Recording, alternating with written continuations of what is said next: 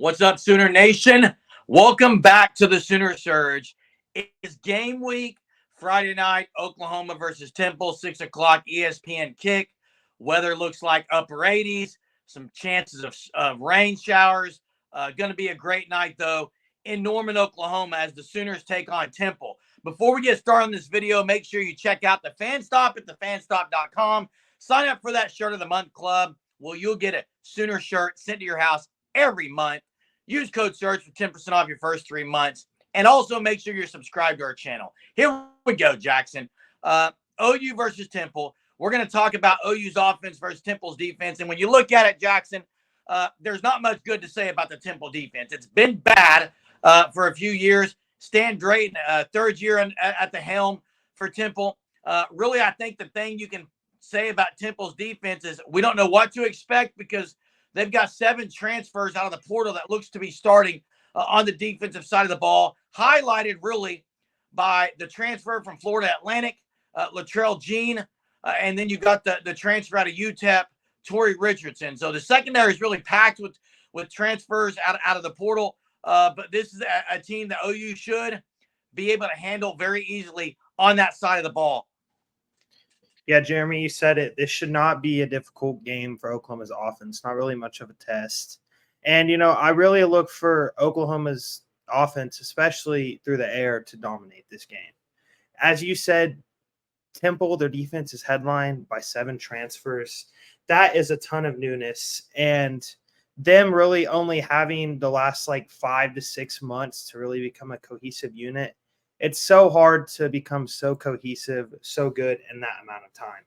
And so I really don't expect this to be a struggle for Oklahoma's offense at all. I expect Jackson Arnold to have massive stats this game. And, I would not be shocked if Jackson Arnold throws for over 300 yards in the first half. Temple, Jeremy, you've said it, the last 2 years, they have not been a good team at all. They've been one of, if not the worst team in the American Conference. So until they show that they have gotten better, there's no reason for Oklahoma's offense to struggle at all. They're 123rd against the rush. Look, this isn't about Temple. It's not going to be about Temple. This is about Oklahoma and how they come out and attack and how they come out and play. I think as a Sooner fan, one thing you definitely want to see is a small number of penalties, things that will translate week in, week out. Listen, this is a team. OU's a team that's notoriously under Brent Venables been a heavily penalized team.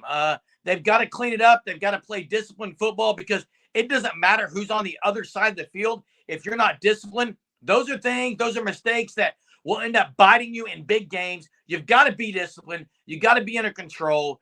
Can't make silly penalties.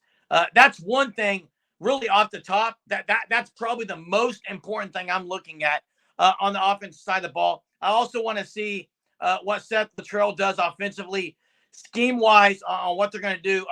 I'm really curious, Jackson. Are we going to see 2-back sets in this first game? Because I, for one, want to see it, but that's also maybe something they're not going to want to show super early on. Yeah, Jeremy, I really, too, am interested in how many backs we're going to see Oklahoma use and how early and often they get used. Because this is a running back room, yes, it does not have a lot of experience, but there is a lot of talent in this room. And if Gavin Sawchuk and Javonte Barnes are both healthy, you expect them to be the first 2 backs that take the snaps each week 1. But after that, really, it's who maybe is going to prove themselves. I don't know if you can say they're going to prove themselves in the first week of the season because it's versus a not very good opponent. But are we going to see Caleb Hicks? Are we going to see Sam Franklin? Are we going to see the true freshman in Taylor Tatum? So really, who there is going to make maybe that third impact you would think behind Sawchuk and Barnes? And, I would not be shocked if we see 3 or 4 backs from Oklahoma have 50 to 60 yards, but no one just have a monster game because you're going to want to see Oklahoma give a lot of guys reps. Yeah, and you want to see you want to see the running game be really, really strong with this new offensive line. At the receiver position, I really look for Brennan Thompson to just show himself to be elite speed that we know he's got. And I think really as we're looking at the offensive side of the ball here today, the tight end position was pretty non-existent last year. It's something OU fans definitely have talked about in the offseason a lot here at the Sooner Surge. We've talked about it a lot. We want to see the tight end be very, very active. And I think we'll be able to see if that's going to happen. But here's what you got to know. Against Temple, the first read likely is going to be open every single time. So depending on what play is called, I don't think Arnold's going to be having his head on a swivel a whole lot because he's not going to need to. So there's some things that really not going to be able to see from Jackson Arnold because progression-wise, he's not going to have to probably make a lot of progressions with the Temple defense the way it is. Yeah, Jeremy. And I know you brought up the name of Brennan Thompson.